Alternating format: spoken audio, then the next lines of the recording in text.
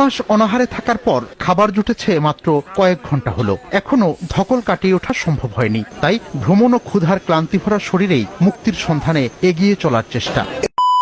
হরে কৃষ্ণ বন্ধুরা, আশা করি আপনারা সকলে ভালো আছেন। আমিও ঈশ্বরের অশেষ কৃপায় অনেক ভালো আছি। তো গতকালকে আমার বন্ধুর শুভ বিবাহ সম্পন্ন হলো। আপনারা তাদেরকে আশীর্বাদ করবেন, তারা যেন সুখে দুঃখে একে অপরের পাশে থেকে দাম্পত্য জীবন ভালোভাবে কাটাতে পারে, এজন্য সকলে তাদের জন্য আশীর্বাদ এবং দোয়া করবেন। তো কালকে সারা রাত বাইরে থাকার কারণে আমার ভয়েসটা একটু অন্যরকম লাগতেছে। তো আর বেশি কিছু বলতে চাই না, আপনারা সকলে আমার বন্ধুর জন্য দোয়া এবং আশীর্বাদ করবেন। এখানে আর বেশি কিছু না বলে চলুন খাওয়া দাওয়ার প্যান্ডেলে কি হচ্ছে দেখা যাক। 3 মাস অনাহারে থাকার পর খাবার জুটেছে মাত্র কয়েক ঘন্টা হলো। এখনো ধকল কাটিয়ে ওঠা সম্ভব হয়নি। তাই ভ্রমণ ও ক্ষুধার ক্লান্তি ভরা শরীরেই মুক্তির সন্ধানে এগিয়ে চলার চেষ্টা। এই যে মানুষগুলো দাঁড়িয়ে আছে অসহায়, নর নারী শিশু, কত আমরা